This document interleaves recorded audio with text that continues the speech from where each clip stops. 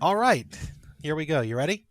I'm ready indeed. Hello, folks. Welcome to Series 4, Episode 4 of YTSN, colon, ATP. Wanted to make sure I got that right. I mean, they all know what it stands for by now. It's I know, literally in I our know, email. I know. I Um, like the acronyms. The the on the OTFA. fly the on the Yep, fly acronyms, a yep. throwback to the episode BDSTM slash OTFA. OTFA. Yep. I can't even remember what the Uh, BTSTM stands for, that but was a joke about. I think Alex was getting like tied up. Something that could be obviously interpreted as kinky BDSM was. related. Yeah, it's BDSTM, which is like the joke of the Taskmaster letters and the letters in BDSM. I Anyway, don't think anyway there was I'm an acronym joke. I'm Arnold Schwarzenegger. And I'm Sylvester Stallone, and this is Jackass. Yep. Uh, but but for I any love new this. I list, already love this. I think this might be my this is favorite intro we've ever done. this is really good. Hello everybody. For anyone who might be a new Should we make listener that a out new there, running joke? We just introduce ourselves as a I different I don't celebrity every I time. don't think so. I think we have to do it. We have to drop it on them unprompted, because just in case there are any new listeners out there who don't know what the hell is going on. Hello, hi, thank you so much for Who would staying be with a us. new listener on this episode? But yeah, I'm hoping the YouTube algorithm will someday make that a possibility. I'm Joe, he's Emerson, and we are going to be talking about Taskmaster. yes, But we are um, indeed. but before we do that, I do have one thing I'd like to mention. For those of you who are supporters of charity and stuff, right now there is a right now, as of date of recording, which is 11/16/21, there is an ongoing charity live stream called Desert Bus for Hope, where a bunch of internet comedians who I followed for a long time, they play a really really bad video game called Desert Bus, and I've heard they of Desert Bus. It's just like you sit and drive in a straight line for about 8 hours or something. yes, that is exactly it. The reason you've heard of it is that Desert Bus has become popularized by this particular charity group, charity live stream called Desert Bus for Hope. Every year they play this game round the clock, 24 hours a day, until they run out of money, because the more people donate, the longer time they have to do. And right as of right now, they are an hour 92 of 155. This episode is going to go up on Thursday, probably, which means Hopefully. they'll probably have like about. Watch me not put it up on Thursday. Well, then it's a little less topical, but they should have about a most of a day left. They've been going for almost a week as of right now, but who knows? Uh, they're probably on track to raise almost $1 million, Hmm. million US dollars, for Child's Play charity, which is a charity set up by the people who run Penny Arcade, who are the who are a bunch of online comic writers who also do like things like the PAX conventions in the United States and Australia. And it's a charity that gives toys and games and video games like that to children in children's hospitals. And Oh, that's very kind. it's a good cause. It's a good cause. And they're doing it now. And I figured I'd mention it in case any of our listeners hadn't heard of it. They do this every year around November. So if this is in the future and it's getting towards November, go to desertbus.org and just look it up. It's nice. They're funny. I really enjoy them. Damn, it's hard to believe it's nearly the end of 2021. Time keeps on marching. It's going to be the 1 year anniversary of our podcast soon. Hey, that'll be great. I have absolutely no idea what we're going to do for it, Nothing. but We should do nothing and just keep and just like not acknowledge it. no, I want to do something fun for a change. What if we did like Live uh show. Come to the United States. no, what if I mean I'd say something like we could do like a live thing on I don't know, Twitch or something, but I don't think our audience would be large enough. Yeah, also, I don't know how to do that. I mean, we'd probably find a way. I think we could do something like maybe a tier list of the contestants from I think if we get Series 5 done in time for the 1 year anniversary, which is the 3rd of March, Oh, then we'll be done then. Why don't we do Champion of Champions as our 1 year anniversary? that could be a good idea. Do you think we're workshopping here? Should we do Champion of Champions as 2 episodes or one giant episode? I think we should do it as one giant episode. Okay. I hate two-part podcasts. I mean, if it was a 2 part thing, we'd probably do it on 2 consecutive days. I hate being made to wait for any reason. Okay. Although maybe I'd if we I do I that, maybe one of us could cover one of the episodes and the other could do the other.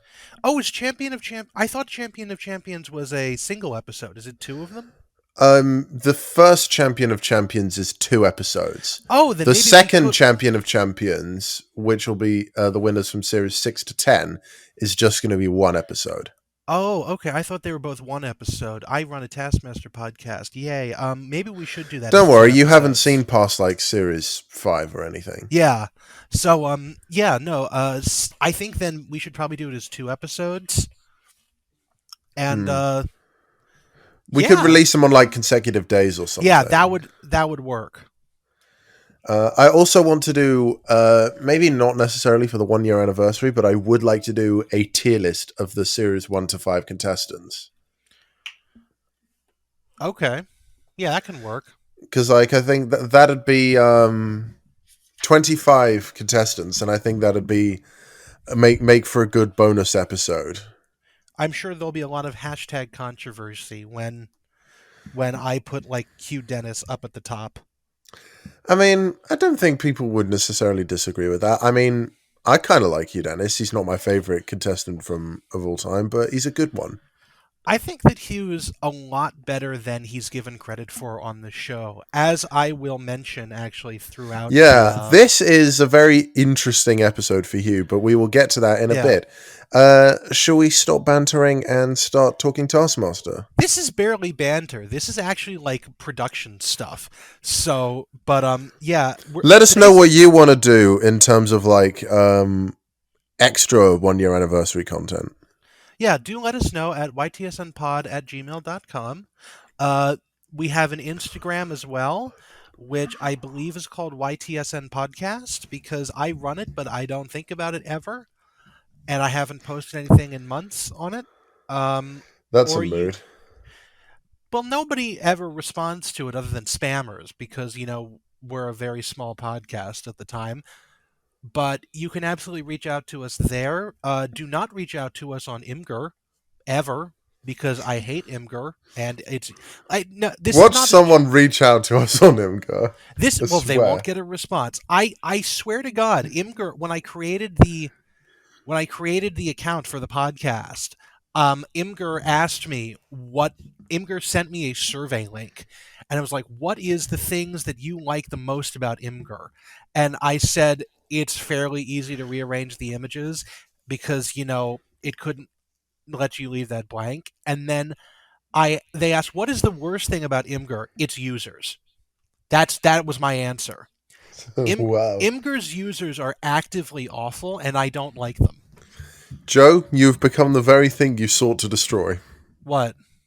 You're an Imgur user, and you hate Imgur users. No, I used Imgur previously, and Imgur users is why I no longer use Imgur. Anyway, Taskmaster Series 4, Episode 4. Ep- Friendship is truth. Yep. So, Banter between Alex and Greg reveals that Alex is wearing shin pads. Alex feels very safe next to Greg because he's big and strong, although in my notes I wrote bug and strong. So it makes me wonder what kind of bug Greg Davies would be. Cockroach? No. I think he'd be. I don't know. What's a big beefy bug? Because cockroaches are quite big and beefy. No, they're not. Not compared to some of the horrible shit you get in Australia and Africa. He'd be one of those giant beetles with like claws at the top. I almost want to say A dung beetle. but that's implying that Greg rolls around shit all the time, and he doesn't. Well, It's to be just fair as though, big as him. he thrives on the bullshit on this show. That's true. Yeah, let's go with Greg as a giant beetle, probably one that It's rolls around dung. like the beetle in A Bug's Life. Yeah, yeah, that one. What's the I don't know. I know Flick's I don't the ant, remember and A everyone Bug's remembers Life. Heimlich the caterpillar, That could be Greg actually, but I don't a German remember. caterpillar. I don't remember enough about Bug's Life to give you a definitive answer there. The movie's like Uh, 23 years old. It's older than me. why are you so young?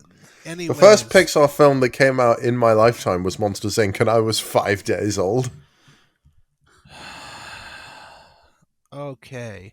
Anyways, um, The prize task. surprise Most task.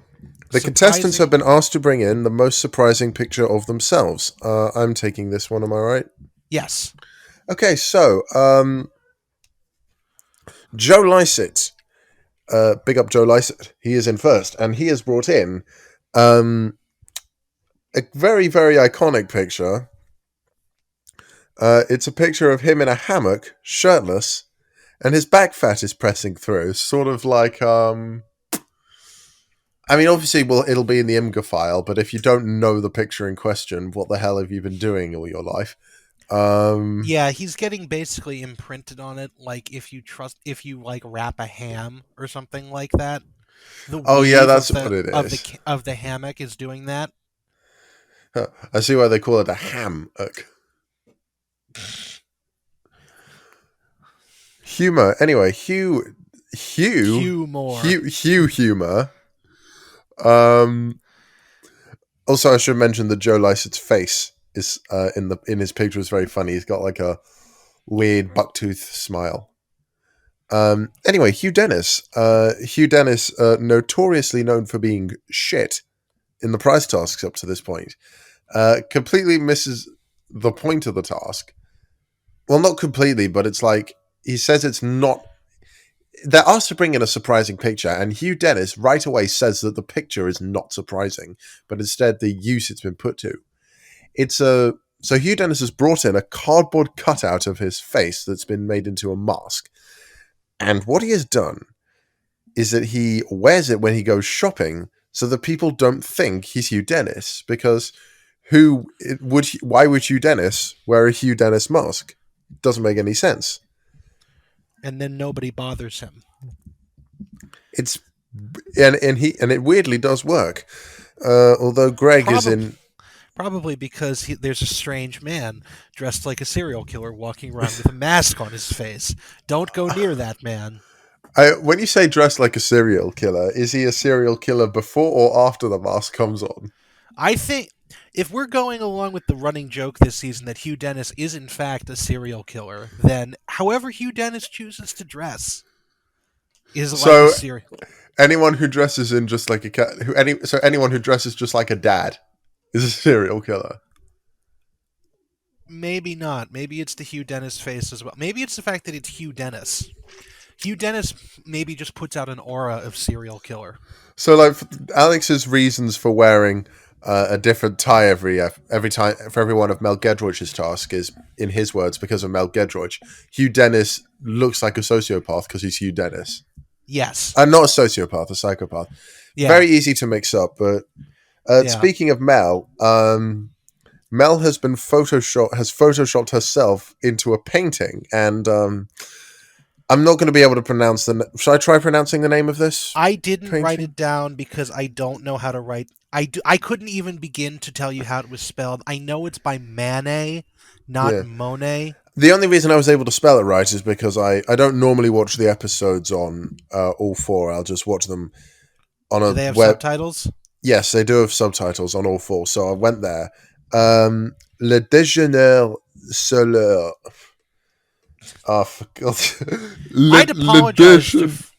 Le déjeuner solaire. Why don't you just put the soundbite from the episode in? Yeah. Le déjeuner sur l'herbe. And yeah, that painting, that piece of shit painting with Mel in It's it. I would apologize to the French, but they deserved it for having their Uh, language like that. Noel thinks Mel looks like a Peter. It's a pervert, right? Yeah, because it's like people having intimate relations in a forest, and then there's Mel walking through. My question more about this is: did Mel have this made for the task? Did she Photoshop herself in, or pay someone to Photoshop herself into this? Or did she just have this already? And it's like, God, that's a bit surprising. I honestly don't know, and I don't really strive to find out. I'm sorry. Yeah, that's about right. Noel Fielding brought in a picture of himself as the Virgin Mary from his Mighty Boosh years. What is the Mighty Boosh? I feel like I'm missing out on important Noel Fielding lore. The Mighty Boosh, I have the. I should just for the record, I have never seen Mighty Boosh. Obviously, I've been aware of their existence for a while, but I've just never thought to access their content. So, the Mighty Boosh is a British comedy troupe featuring comedians Julian Barrett, who I think is the baby Jesus in that picture. Yeah, because and Noel is holding this baby Jesus, which is a grown man with a mustache. Yeah. Obviously, Noel Fielding. Other members include or have included Dave Brown, Michael Fielding, and Rick Fulcher or something. But Julian and Noel are the two most well-known ones from Mighty Boosh. Mm-hmm. This is gripping content. I mean, I feel like we need to just sort of slowly build up to Lolly Adefope, because I actually was not surprised by anything else. But Noel thinks he looks like Lady Di in his picture. Fun and segue. Lady Di, for anyone who's a little bit unfamiliar with her name, was Princess Diana. Lady Diana Spencer, Princess of Wales, aka the People's Princess, died in a car crash in 1997 in Paris. And there's a lot of conspiracy theories around that. Please do not entertain those in the comments, because I can only stand so many the Queen did it jokes before I get tired of them. I mean, she was called the People's Princess for obviously, well, loved by the whole British nation. She was despised by the Queen. And yeah, brief history lesson for the British royal family. Diana was a very popular princess with the people, like Emerson said, but the entire royal family did not get along with her, including notably Prince Charles, her husband. If you've seen The Crown, you'll probably have some sort of idea. Mm-hmm. Because The Crown, I don't watch The Crown, but I think it's up to the 80s. Yeah, 80s/90s. I haven't watched it either, but I've seen enough clips on YouTube. One of like the last images of the show is from that season is Diana at a Christmas party with the royal family, and it's like, and like all the staff is being really nice to her in Buckingham Palace, and then she goes out to take the picture of like the annual Christmas picture, and like everybody else is just sort of like giving her the stink eye, and it just closes in on her face while Christmas music's playing in the background. You're like, oh. I should say, Princess Diana's memorial is actually a playground. I feel like she would have wanted that. And when I don't mean like it's like it wasn't turned into a playground, it was built to be a playground from day one, because obviously, I don't know why we're spending so much talking about. Maybe we're just trying to drag the tension out a little bit. We're trying to not talk about the fact that if we do want to just move forward into why we're talking about Princess Diana is. Can I say one more thing about yes. semi Princess Diana? You haven't seen BoJack Horseman, have you? I'm aware of it. Well, basically, there's a character in. If you've not seen BoJack, this is from like season 5 of BoJack. If you've not seen up to that point, skip ahead about 2-ish minutes. What do you mean 2 minutes? We're spending 2 minutes on BoJack Horseman? Yeah, well, I'll try and make it that way. But anyway, so there's a character in BoJack Horseman called Diane Wynn, and in one episode in the 5th series, one episode in the 5th series is like it's told through the perspective of a character who we're seeing for the first time. So none of the characters are actually like the people that she claims they are. She's sort of making up the names to protect their identity. So BoJack becomes Bobo, the angsty zebra, and Mr. Peanut Butter, who's like a golden Labrador, becomes a chocolate Labrador. Mr. Peanut Butter's a anthropomorphic Labrador, by the way, in case you didn't gather. And Diane becomes a princess, like her version of Princess Diana. And there's a weird and the final scene. Fast forward to the final scene of the series. BoJack goes into rehab because of something he did on the set of a TV show, and Diane drops him off. And the final shot is Diane driving into a tunnel before the credits. And because of the Princess Diana thing earlier, the people thought that Diane driving into the tunnel before the end of the series was some foreshadowing for the next series that she was going to be killed off. Okay. Spoiler alert: she wasn't. Okay. Anyways. Yeah, we've dragged the tension out for this long enough, haven't we? I genuinely have no idea what you were talking about. I have not watched BoJack Horseman even. It's a good show, but you need to have a very specific sense of humor. I am aware of that. I am aware of all the accolades it has received. I have never had any interest in watching it. I'm perfectly fine without it. I mean, I finished the 5th series of Big Mouth not too long ago. Don't want to watch that either. I know what I want to watch, and neither of those are it. Anyways, moving on. Lolly Adefope. We did not spend the last, 10 minutes talking about Princess Diana for nothing, because Lolly's most surprising photo is of her whiting up and pretending to be Lady Di in an amazingly hilarious picture. Yeah. Would it be wrong to title this episode "I'm Princess Diana and This is Jackass"? Or too wordy and could be. I don't know if I was going to say if it could be perceived as mildly insensitive, but you're talking about a black woman who is whited up to play Princess Diana, so insensitivity is not really an issue. Yeah, well, it's not an issue, but it's nowhere near as. Yeah, no, I know. Let's just keep going. But anyway, I just. Oh dear. But Lolly just did this. She said something about like trying to talk about the opposite version of blackface. I don't think that's why she did it. The reason why she did it, I have no idea. It was a political She said it was a political statement about to speak up against when white people black up in movies. Yeah, but how it makes people feel, the black community feel uncomfortable. I understand that when you see a black woman doing whiteface, it naturally does not look right and thus make you feel uncomfortable. Yeah, but nobody does blackface anymore except for aspiring politicians. And Jimmy Kimmel. I didn't know that one. Anyways, Jimmy Kimmel did blackface once. Nobody does blackface anymore. I feel like this is something she must have done it for some reason. Just I don't understand why. Anyways, I have one very quick final comment in the official Ed Gamble podcast where they talk about this episode. Mel Gedroych is on, and when they come to discussing this image, Mel calls the image a right cracker or something, and I think, whoa.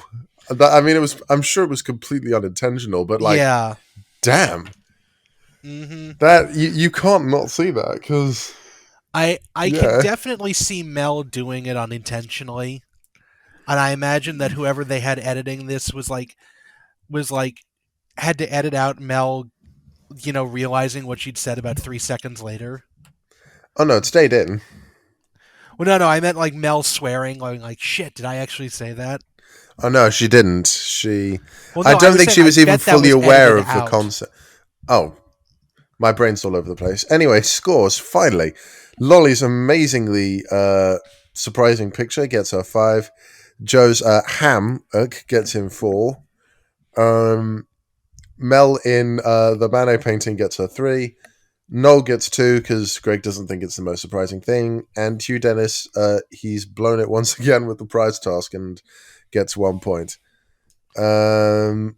Would you like to talk? Yes, I would like to do Taskmaster Joe. Oh, okay.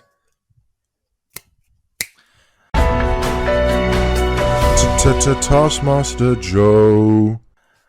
Right. So, starting from the bottom here, the bottom 3, I don't think are that surprising based on the people who did it. So, like, starting with the last place, Noel Fielding, because nothing about what I know about Noel Fielding is in any way going to be like this is not surprising that he would have a photograph like this. Nothing surprises me with Noel Fielding anymore. Exactly. Similarly, Joe Lycett, 4th place. Joe Lycett is exactly the kind of person who would take a picture like that, keep it on him, and use it for laughs. No shadow of a doubt. No shadow of a doubt that like he would do this. It's not surprising at all. It would be surprising if Mel had a picture like this, or Hugh, but not Joe Lycett.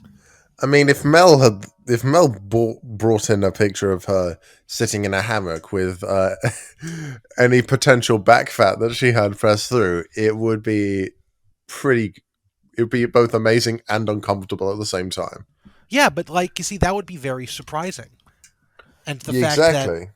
that, and speaking of which, Mel photoshopping herself into a Manet painting, little surprising. Also not. 3rd place. Hugh is in 2nd because Hugh, it's not a surprising image, but the fact that it's a mask of Hugh's own face that Hugh wears around like and he thinks that this is in any way, shape, or form. Well, he doesn't think it's normal, but the fact that he's even doing it is surprising. So what's even more surprising is that it works. According to Hugh. That is I mean, Hugh Dennis might be a psychopath. Hugh Dennis might be a psychopath and a serial killer, but he's not a liar. True. But yeah, Hugh gets 2nd. Then 1st place is Lady Lolly Spencer, Princess of Wales, because Princess of Adefope. Lady Lolly, Princess of Adefope. Yep, that can be the episode title, but that's very wordy. Yeah, but it's kind of got Lady Lolly, Princess of Adefope. I kind of like that, actually. I do, but sure, why not? Why not? Yep. And then the episode, and then the thumbnail still ends up being a picture of Hugh's butthole, not Alex's butthole. Sorry. Yep, but yeah, it's just like nothing about Lolly would make me think that she had that image. So yeah, that's number 1. That's 1st place. Now I'm going to set my microphone down and play on my phone while Joe talks about the next task. Glad to see I'm entertaining you, Emerson. Moving right along to task number 1. No, I'm just kidding. 1. I'll still be here. Task number 1.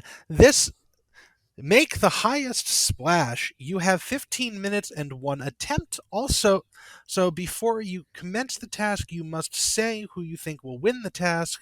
Those who correctly guess the winner will win an extra 5 points. Your time starts when Alex blows his whistle. Now, first thing to note, everyone introduced the task outside of the Taskmaster house. There is a telescope sitting on a tripod in the driveway, which looks towards the caravan where the task has been pinned to the door. Amazingly enough, they actually don't have them. Like, normally the task is not shown on screen. This time they actually show it. They pointed the camera down the barrel of the telescope, which is great because I could just take a screenshot of that and read verbatim off that instead of having to transcribe what everyone is fucking saying, because that's what I normally end up doing. Okay. Also, they didn't need to look through the telescope. Didn't need to use the telescope at all, which he was very annoyed by because he couldn't really figure out how to use the telescope. So the Hugh fact gets that he annoyed several more times this episode. Hugh will, and Hugh can't really read it. Everyone could have just gone up to the task and read it normally, but they did not. Uh, anyways, Hugh. So going through everyone who they think will make the biggest splash, Hugh thinks he will. Mel thinks Hugh or Lolly will, and specifically discounts the fact that Noel will. No, Lolly, no, won't. No, won't. I'm sorry. Lolly thinks she's going to make the biggest splash. Noel thinks Mel will make the biggest splash, and Joe thinks that he's going to make the biggest splash. They're allowed as many practice splashes as they want, but only one attempt. The attempts are broken down into the men versus the women. So first we're shown the men, which starts off with Joe, it shows their prep first. Joe went into the shed, found a bucket and a bowling ball, threw the bowling ball into the bucket and shattered it immediately. That's actually in the opening titles of this season. And it's the very first thing you see, Yeah, other than after Greg at the typewriter, yeah. because that first shot, it's like, if we think back to series 1, I think the very first shot was Romish smashing the watermelon on the floor. You need You need to a start really off with a bang. captivating moment that needs to draw people in, and that's why the title sequence for each series is so great. Mm-hmm. And then everyone seems to go for buckets of water and height for their actual attempt. Hugh takes a brick and climbs the radio mast next to the Taskmaster house. He actually would have gone up much higher, but was told to stop. Noel and Joe both take a bowling ball. Both take a bowling ball up a ladder, Yep. and they try to throw it into a bucket. Noel has his bucket raised up a little bit more than Joe does, but in the end, and when they do it, Noel doesn't miss, and Alex is soaked when it goes in. Hugh and Joe miss, or they nearly miss, like they strike the edge of the bucket both Yep. times, and it's really for Hugh especially because Hugh tried to do this properly, dropped like a plumb line so that he could guide the brick into place, and it still didn't work. And so yeah, it was Joe got 6'2", Hugh got 18 inches, and Noel they had to measure in metric, which is 5 meters 10, which is more than 15 feet. Yeah. Uh, That's about 2.5 Greg Davises. mm-hmm. After that, we get the ladies, both of whom have a very different definition of splash than the guys. Because Lolly... No, they don't have a definition of splash. They have a different definition of highest. Well, no, they do have a bit of a different definition of splash, because all three of the guys went and made a splash by throwing something into water.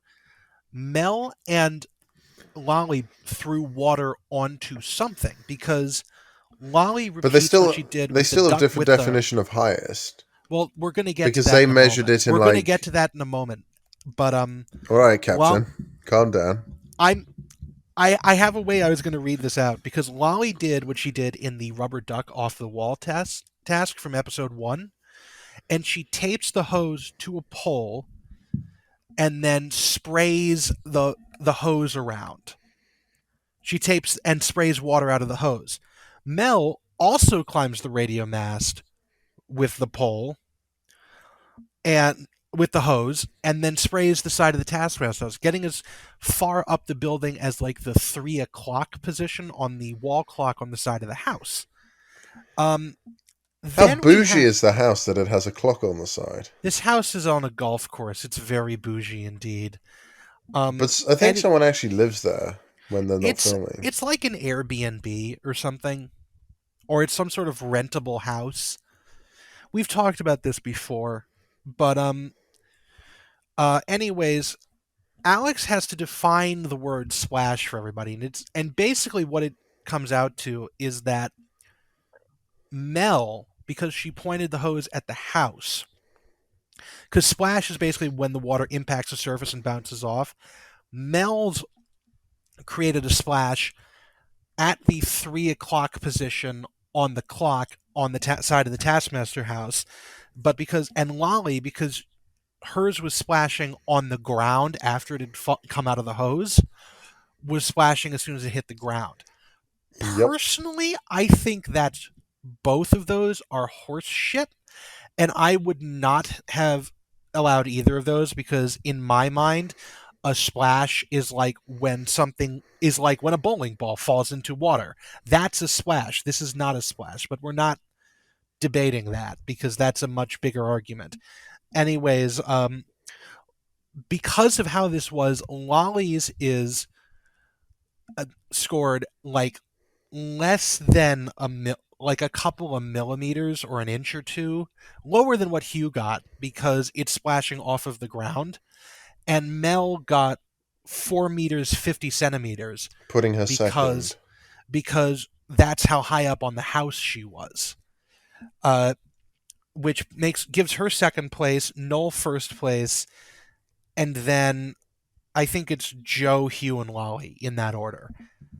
I don't want to do Taskmaster Joe for this because it doesn't You really can't matter. really. But personally, I think that neither Lolly nor Mel created a splash, and that's more than a small degree of horse shit that it was counted as that. Should we play the Taskmaster Joe theme so fast you can't really hear it? Yes. Well, we'll probably have to play it now, and then have to play it. We'll just play it now, even though we're just moving straight on to the next task. That was a fast bit here. And that was Taskmaster Joe in like a second. Lolly and Mel disqualified. There we go. Anyways, moving turn. along to task 2, which you will take. This is one of the most iconic tasks of the series, I think. Yeah, I'll go with that. Choreograph a dance for you and Alex to perform to a choice of ringtones. So the songs they could choose from are in alphabet. I was going to say in alphabetical order, but that's actually not true. Apex, By the Seaside, Night Owl, Playtime, Radiate, Censure, Circuit, Crystals, Uplift, Marimba, Strum, and Xylophone. Which, for those of you who aren't entirely aware of this, those are a lot of the classic ringtones from the iPhone. None of these are Android ringtones. Also, can I make a couple of commentary notes on the introduction of this task? Please before we get into do. this? So first of all, this is another one-off location, because the green screen room that they are filming this in front of is not in the Taskmaster house. I never actually noticed that. Because it's in some sort of room. I almost want to say the closest thing we've seen to it before is the Cheshire Town Hall from Impress This Mayor, is what it looks like, but it's obviously not that room because it's laid out. No one would go that far, would they? I mean, no, we say we wouldn't go that far. They go to Cheshire Football Ground at least twice in the next. Yeah. In the second half of the series. But also the room is laid out a little bit differently, or at least the camera's positioned differently. But this is like clearly some sort of like conference room or interior room, because it's got like a dropped ceiling with LED lights. There's windows only on one side. It's clearly like an office building. And I don't know if they just set up there for the day, because there's nowhere else with a green screen. And it also makes me think that Noel must have done the the camouflage yourself task there. I could see that happening. I'm a little intrigued as to how that all shook out. Again, if you work for Taskmaster and you're listening to this, do email us. Let us know the inside scoop on this. Also, fun fact: this is this task is introduced in. This is probably the smallest form factor we've had for a task yet, as outside of or the second smallest, considering that there was a mini task on a mini easel last time with the painting task, with the paint from a distance task. But this is presented in a CD case, the little square jewel case that you used to get with young people. CDs are a physical form of music. I know you don't have them anymore, but they are presented in that square shape. And I think this might be the smallest task we've gotten yet. I honestly wouldn't know. It's also, I do like that it's actually called, now that's what I call ringtones, which is obviously making fun of, the CD is called Now that's what I call music. Well, yeah, it's parroting. That's what I call music, but Do it's you get those in it's the States? yeah, we have. There's a bunch of different versions of it. They're not as I thought, I hate to say that. This is something I thought was only done in the UK. I have no oh idea no. why. I think it just had that British vibe to it. Yeah, oh yeah, no. Now that's what I call now that's what I call music. It was a big thing for ages. I mean, they Okay, still hold do on. them. It's a I collection of the songs from like, it's like they come on like 3 or 4 times a year, and it's just a collection of songs from the last 3 or 4 months. Yeah, I haven't seen an ad for that in ages, but it definitely was a big thing on television, like being advertised every like at the end of every year. Back when like I They used watched to. cable TV regularly. When was the first one? I pulled up the Wikipedia page. Now that's what I call music was first introduced in the UK and Ireland by Sony Music in 1983. Spin-off series began starting in 1984. The US got them in 98 and they've been all over the place since. Well, it The so then most it technically recent is a album, British thing the that most just went recent to album is America. now that's what I call Music 79, which That's was not released in true. August 6, 2021 That's not true. They made it to like the 100. They've made it to triple digits. in the UK. This is the US release. Oh, and if that is that the US one? Yeah, the US one only has gone from like 1998. I think the most recent. I think it's now in the UK. It's 100 now. That's what I call music 110 is the most Yeah, recent one. and there are also a bunch of various like special edition ones like now that's what I call country music and now that's what I call Motown and now that's what I call the 1990s. Yeah. So, Anyway, should we talk about the tasks? yes, we should. Well, I will. So Oh, also one last thing before we start. Um Alex actually introduces the task by having his phone ring while they're doing the studio segment at the end of task 1. His phone rings in his pocket. He pulls it out and that starts do the you remember what the transition into ringtone was? I don't. I don't. You're going to have to put in a soundbite or something because I didn't No, I'm not in the I mood. actually This is fun not a fact, very soundbite friendly task because it's fun all fact. visual based. Yeah, fun fact. I actually got totally nerd sniped on this one because I used to have an iPhone and now I don't. So I was frantically switching back between the episode and my phone, an episode and YouTube videos of iPhone ringtones trying to figure out what the last two ringtones were because they didn't say what they were. Uh, I've heard the one that Hugh's done because it was like my alarm and to wake up in the morning for a bit, Everyone I has had hate, all of these sounds as their alarm if you've had which an iPhone. is why we hate them.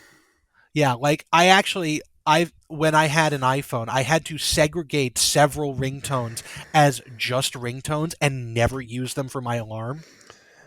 I feel like for a while, what I did was I had so I'm just being a bit quieter for a while. For a brief period of time, I had the song "Wake Me Up Before You Go Go" by Wham as my morning alarm. You're breathing heavy. Are you all right? I'm not breathing heavily at all. That just I sounded have the quite heavy. window open. I have the Sounded window quite open and heavy. the breeze picked up. Anyway, I had the song "Wake Me Up Before You Go Go" by Wham as my alarm for a bit. I couldn't keep it like that, or else I would grow to hate. I was on the verge of growing to hate the song. Now, actually, I want to ask you a question. Are you one of those people who has a single alarm or do you have like 19 of them? I've got about 3 alarms on my phone.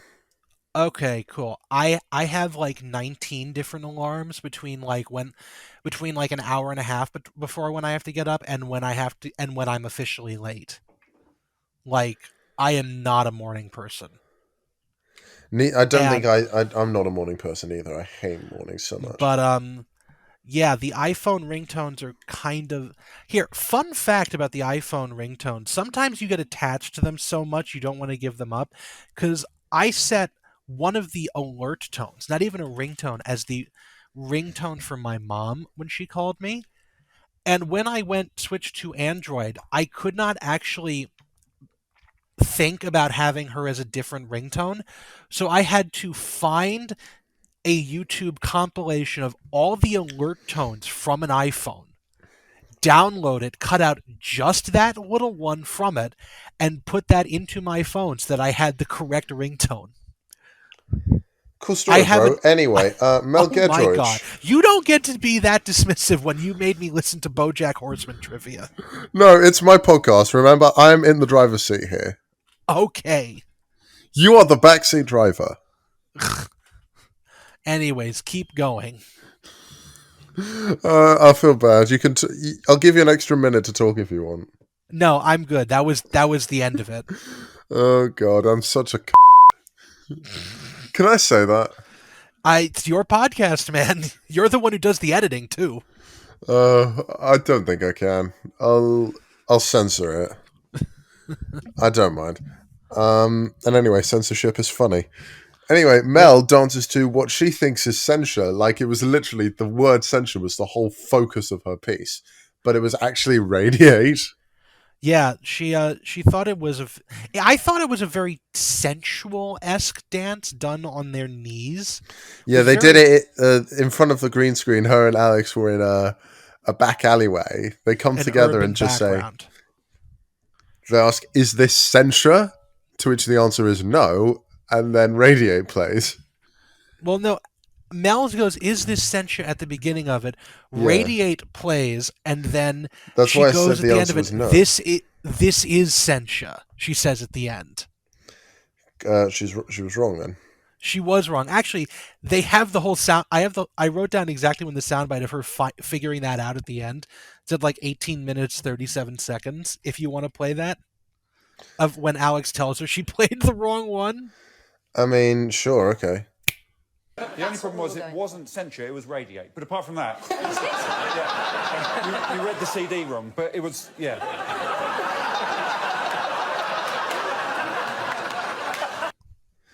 But yeah, that's not the only back alley we get to see in this performance. Alex's builder's butt is available. Alex's builder butt available now on Netflix and Amazon Prime. Alex's builder's butt uncensored on Gormhub. Yes. Well, Taskmaster Tube. Is that Murray Vision? It'll be on Gormhub, Murray Vision. Presented in Murray Vision on Gormhub. Featured exclusively on Taskmaster.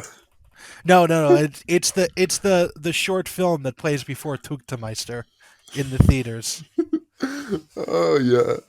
Let's start like let's the start Taskmaster cinematic universe is quite fun. The TMCU. Mm-hmm. That's a good title too. We've got Lady Lolly, Princess of Adefope. Mm-hmm.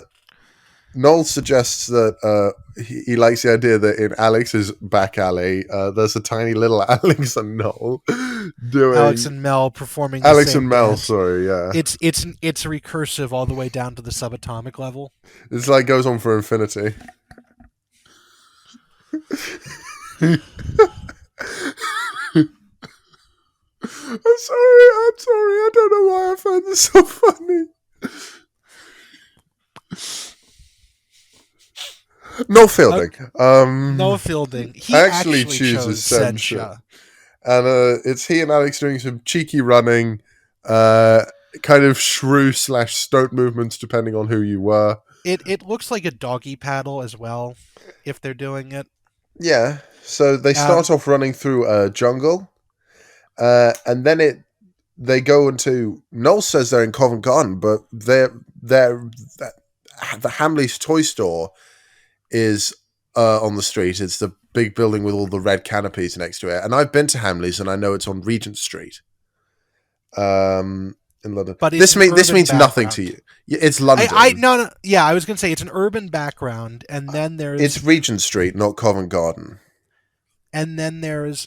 after that, there's fireworks, and then an acid trip, right? No, it then goes into the psychedelic drug / acid trip, and then it's the firework display. Oh, okay. They ended on a bang. Okay. Literally. And it's quite cute, quite fun. Was this the one that Noel said reminded him of baby dinosaurs? I don't remember writing that down. It doesn't matter.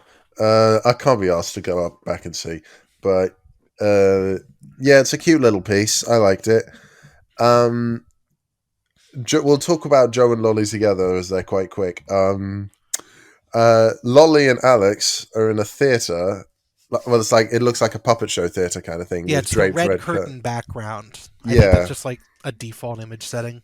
yeah, and they're like high fiving each other, like they're doing like the way we knew it in a sailor went to CCC. That's how we did it, like a clap, high five, clap, high five, clap, That high sounds five. a lot like patty cake, which is what I had.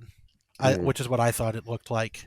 Well, we did a sailor went to CCC to see what he could see, but all that he could see was the bottom of the deep blue CCC. That's what it was here.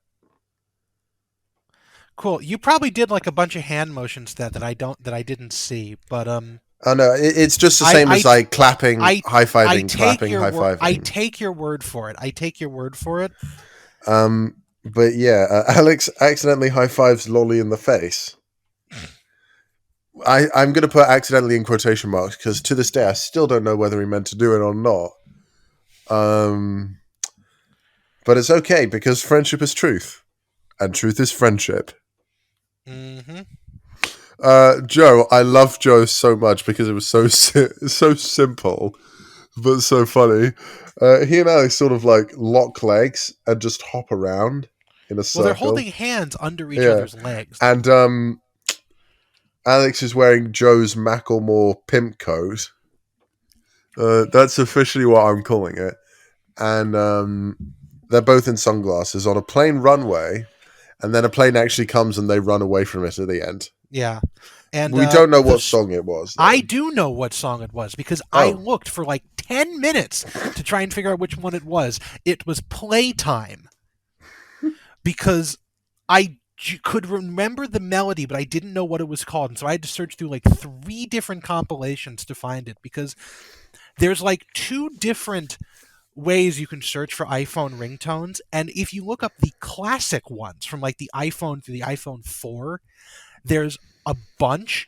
And then Playtime actually, I think, came out with like iOS 6 on the iPhone 5. And so that's not in the classic iPhone ringtone compilations.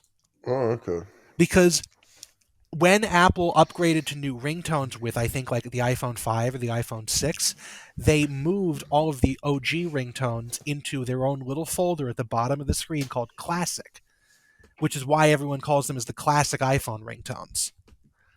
And so it's not in there, and neither is the one that Hugh did later, which was even harder to find because naturally Hugh did the song called the ringtone called Uplift, which, if you haven't noticed, starts with a U, and so I hate Uplift.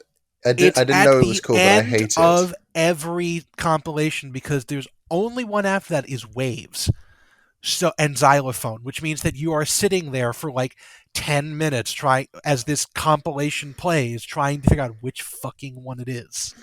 I mean, you could go in reverse alphabetical order. I'm not... Okay, I am watching someone do this on a YouTube video trying to figure it out. I am not going through an iPhone because I'm on an Android. Can we talk about Hugh Dennis? Yes, we can. Sorry, I lost the task.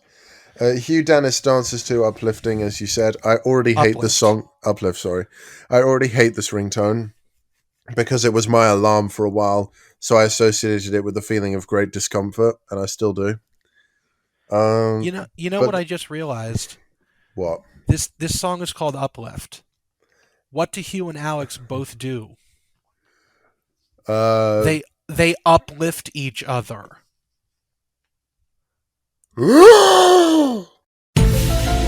But yeah, they lift each other up and put each other on each other's backs and sort of carry each other around. And Greg describes it as horseshit. Yeah, Greg was I personally don't agree, but I don't know why. He was he was rude to begin with, and Hugh also put a lot of effort into it. Also, Note from the YouTube side, this is probably one of the first episodes in which they gave up on censoring swearing. Because every YouTube episode before this has had the swearing censored. Yep. And they just gave up for this one, and they haven't done it since. I mean, to be fair though, I would I would kind of have given up too. Yeah. Taskmaster Joe. Yes. Well, you have to do what Greg did first. Oh yeah, so Mel and Noel are given joint first place. Then Friendship is Truth gets third. Joe gets second last, and Hugh gets last. Right. Taskmaster Joe. Taskmaster Joe. I'm going to give Lolly and Joe joint fourth. Nobody was bad, but I think that Lolly and Joe's are definitely the weaker ones. Noel's is third because, it just didn't do anything, but it was better than the other ones. And then Mel and Hugh get joint first because Mel's was good. It was funny, even without Alex's ass crack helping that along. And then Hugh's was genuinely good. Can't really differentiate the two. I mean, you have a very different opinion to Greg, but yeah. Greg, I disagree strongly with Greg throughout this entire season. I think that Greg must have had it out for Hugh. I think he's starting to find his stride and being a bit more tough and no nonsense. I also think that probably Greg is insanely jealous of the fact that Hugh's probably a lot funnier than him, at least on Mock the Week. Well, Hugh Dennis is a regular on Mock the Week. I know. I bet there's some really petty reason why Greg acted like this. I mean, you can't go and expect to win every TV show you're on, unless you're Ed Gamble, who, no word of a lie, will win any quiz show he's on. And he will steal the podcast idea from us, so it looks like we didn't come up with it first. We do have the Reddit post of you coming up this ages before. Yeah, but who even gives a shit at this point? Mm-hmm. Anyways, let's go on to the toilet paper task. This is you. Is it me? Yes, it is me. Yes, I just did it. Yes, I'm good at this. Let's keep going. Task 3. Create a portrait of a celebrity using loo roll. There is a camera above your head. The mat beneath your feet is your canvas. Best portrait wins. You have 20 minutes. Your time starts now. The Taskmaster logo is made out of toilet paper rolls, and that's basically it from the whole setup. It's the main room of the Taskmaster house. Nothing is really shown of how anything is actually made, except for Hugh, who basically stops and sits around for a bit as he thinks about this. A sound bite from 27 minutes and 18 seconds in is... Are you an artistic sort of man? No. Hugh's delivery of that is great. We are then back to the studio to see how they go. Lolly's is first. Greg thinks that this might be Gandhi, except that there is a speech bubble beneath that says Accio, which is, of course, a spell from Harry Potter, which reveals that this is, in fact, Harry Potter. I would argue that this is not a celebrity. Harry Potter is a fictional character. You could say it's Daniel Radcliffe, the actor who portrayed Harry Potter, but it's not. Although it wouldn't be as gettable then. If it wasn't for the lightning scar and the word Accio, he would have still been drawn to Gandhi. Yep. Although wasn't Gandhi bald? Yeah, but I don't know. This is not the first time we're going to get into like representations of people in paper like this. Next up is Hugh. Now, Hugh has, and actually, Greg deems this is a really good picture, provided who it is, because Greg thinks this is Hugh Grant. And then Alex says I've been compared to on numerous occasions for being white middle class. Okay. Anyways, you'll only get that if you know me personally. Okay. Really, really closely. But who cares? Anyways, Alex then reveals that Hugh left the room to think, came back with a £5 note, and this is actually a portrayal of the Queen of England, which Greg is very displeased by, although I'm not entirely certain why, because the £5 note depicts the Queen when she was much younger, and it does kind of look like her, as well as you can do with toilet paper in like 20 minutes.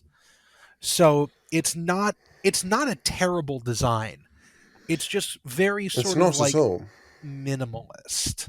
Also, I don't think that it looked like Hugh Grant at all either. So, there's that. Um It was supposed to be the Queen.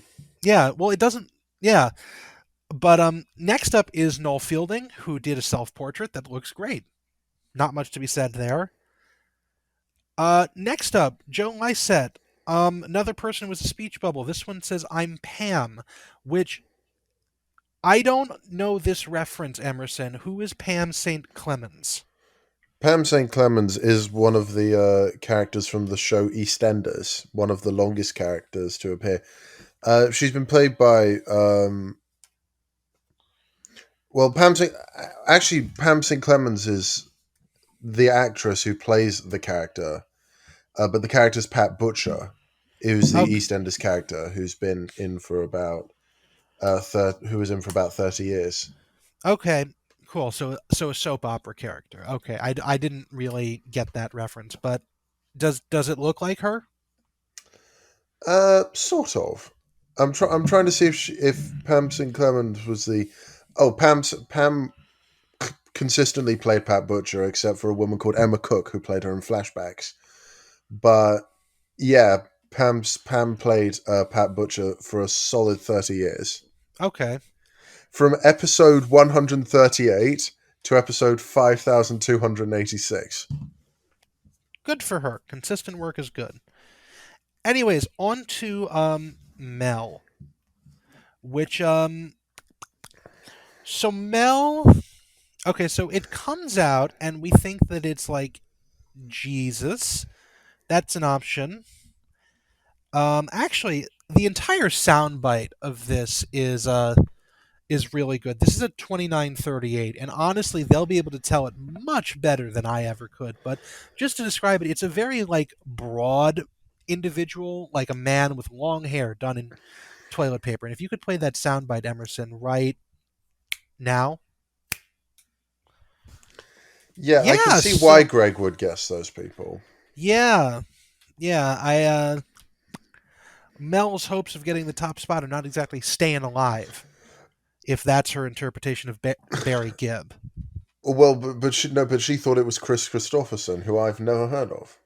Chris Christopherson is an actor, which hold on, let me Well, Google his what name rung a bell before this, but I didn't know who he was for sure. How Chris. far in are we? We are an hour and three. We should make this a Okay, pretty quick Chris next. I'll make this a Christopherson quick next task. is an actor, musician, and songwriter. Done a lot of country music. Spells his name with K's. Um, got was awarded a was nominated for a BAFTA in 1973, and I've stopped giving a shit. Anyways, So have I. back onto this. Greg gives Noel first place, Joe second place, Hugh third place, which is better than I thought he was going to do, considering how cruel he was to Hugh. And then Mel and Lolly get joint fifth. If you want to do the Taskmaster Joe theme,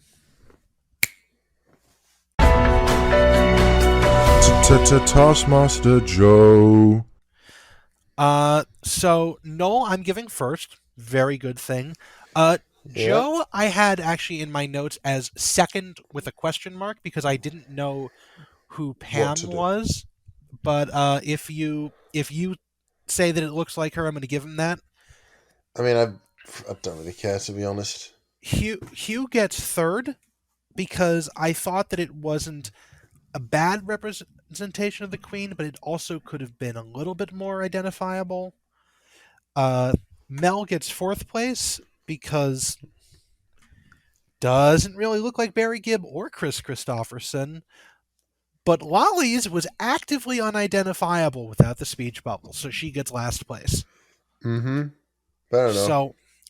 So on to task 4, the gymnastics edition. Do the most incredible thing with a pommel horse. So yeah, there's a pommel horse in front of the Taskmaster house. Lolly and Hugh are paired up to go. I should say first that their time would start when they next blink, and Hugh tries to avoid Alex's eyes at all time, in stark contrast to Noel, who stares down the camera the whole time until he blinks. Yeah, that was really funny, and I also like how Mel blinks like at the end of the sentence unconsciously, so she blinked immediately. Mm-hmm. It's like saying when contestants say, "Should we think about it before you say your time starts now?" and then them saying your time starts now triggers the start of the clock. Then, Yep. uh, The pommel horse is set up in front of the Taskmaster house in the driveway, yeah. just as So, a scenery note. Lolly and Hugh are up first because they both do actual gymnastics-based things. Well, Hugh does. Lolly just sort of like continually climbs over the pommel horse as though it were a fence.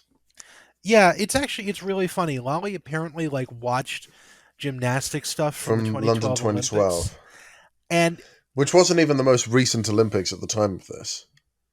did this film in 2016? Was this after Rio? I think this was.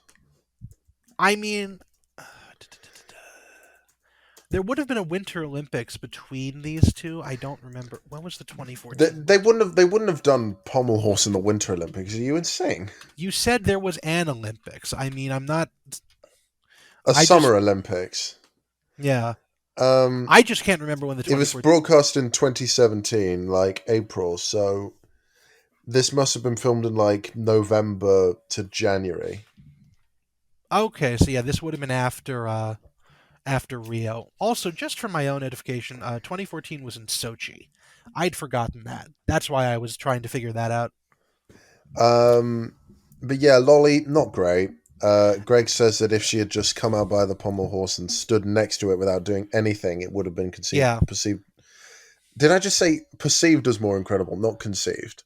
Yeah, you did say perceived. That's good. Also, it's actually just incredible how bad it was. Indeed, it was.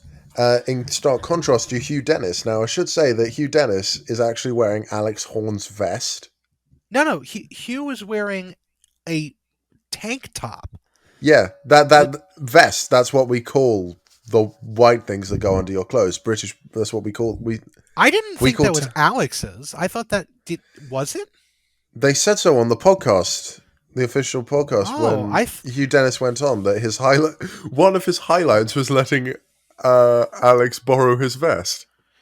Huh? Was Alex letting him borrow his vest? Really? I thought that he just had that as an undershirt, because that's what a lot of like people of a certain age did, was they wore tank tops or stuff like that underneath their I think shirt. that might be the first language barrier problem we've encountered. Yeah, actually, although that is the more like family friendly name for that, because it's technically an A shirt. A lot of shirts actually have like letters corresponding. That's why like the T-shirts are called that. But the more common name for that shirt in the United States is a wife beater. For for reason because a lot of people because reasons. Yeah, and we're gonna not address it as that, because interestingly enough, while I have said throughout this entire thing that Hugh looks like a serial killer, putting on a tank top while still wearing jeans and a belt somehow manages to humanize him an incredible amount. Although he'll probably come at you with a giant spanner. No, he looks much more normal like that. Strangely, I can picture him coming at you with a long spanner. Well, that is your mental image. I think it makes. We need to wrap this up quickly. Yes, I need to go to bed. It's very, very fun. It's very. I really liked Hugh's performance. Hugh does 11 front flips in 10 minutes. Pretty impressive. That's about one front flip every 45 seconds. Yeah, and he had a ball. He did, yes, but he couldn't do it straight onto the concrete. Because of a health and safety issue. But next up is Joe, and he turns the pommel horse into well, I was going to say an actual horse, but no, it's just sort of like a character with wellies, some weird like loafers, and a big old tennis racket horse dick with a cone on the end. Yeah, do you want to actually just play the explanation, the soundbite he has of the explanation Yeah. for this? Yeah, it's at 35 minutes, 37 seconds. Okay. What it is it's a piece of modern art. It's a very sad scene. This horse was ridden here by an elderly gentleman who's gone to go and collect something, forgotten to take the Zimmer, and has died. It's a great allegory for our age. Shall I go now? I suppose so. Why is the horse wearing wellies? Because it's wet out, isn't it? Okay.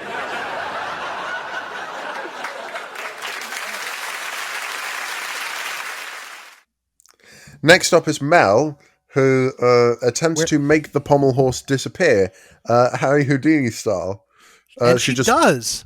She drops a couple of tarpaulins over the horse, and when she lifts them up, the horse has disappeared. And Greg describes it as pretty Las Vegas shit. I also appreciate the joke of her being Pommel Gedroich when she's introduced into this. Well, Mel liked it. Greg, I thought it was funny. He thought it was just a waste of time. Also, I appreciate that Mel gets into the full magician garb by having a tarp around her shoulders as a cape. Yeah. I'm not gonna lie, I was fully, because like it was very dramatic. Oh yeah, no, these. But I was fully no. Well, I was fully expecting her to turn around and just walk into the wall or something. That just sort of like as something that would just like completely destroy the illusion. Like, you know, when she did the destroy the cake task. Yeah. Squash it down and then walks into a table. Yep. No, actually, I was very pleased with both Mel and Noel's tasks because they were actually they had a lot of fun with it. Thinking back to Mel walking into the table reminds me of a Vine. This kiddie tries to do a magic trick. It doesn't go well, but basically he's got like two Tupperwares on top of each other. He pulls a piece of paper out. I don't know what he was trying to do, but the Tupperware just sort of seems to like awkwardly fall into another, but he rolls with it and he like walks backwards with his mouth open in shock. He's like, yes, I've done this. And he trips over backwards what I think was an open dishwasher lid. So he just walks backward and like, oh yeah, I did that. And he just trips over backwards. Congratulations on explaining a Vine in the length of a TikTok. That's impressive. Well, when you have to explain a visual medium, it takes longer to do. Also, I just want to say that reference is going to be dated by in 3 years' time, and no one's going to know what either of those things mean. But anyways, let's keep going. What does Noel do? Noel dresses up as a Russian peasant woman and turns the pommel horse into Alex and then rides it. Very simple, very fun. Turns the pommel horse into a pommel Alex is what I had down in my notes. I mean, Greg will probably want to pommel Alex in a bit. Oh my god. Anyways, what does Greg do the scores as? Mel and Hugh both get 5. Joe and Noel both get 3, and Lolly is left in the dust once again. Right, Taskmaster Joe time, because I actually did it a bit differently. Taskmaster Joe. Right, so Lolly gets 5th place, last place, because hers sucked. Duh. No more reason for that. Joe gets 4th place. I didn't like it. Mel gets 3rd because I thought hers was really good, but but it's just beaten out by Noel because I wasn't expecting the transform into Alex, and that was really funny. And then, for obvious reasons, Hugh gets 1st place. Yep, I can see that.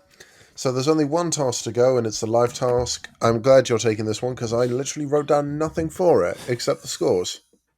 Okay, make the highest tower using these tubes. You have 100 seconds.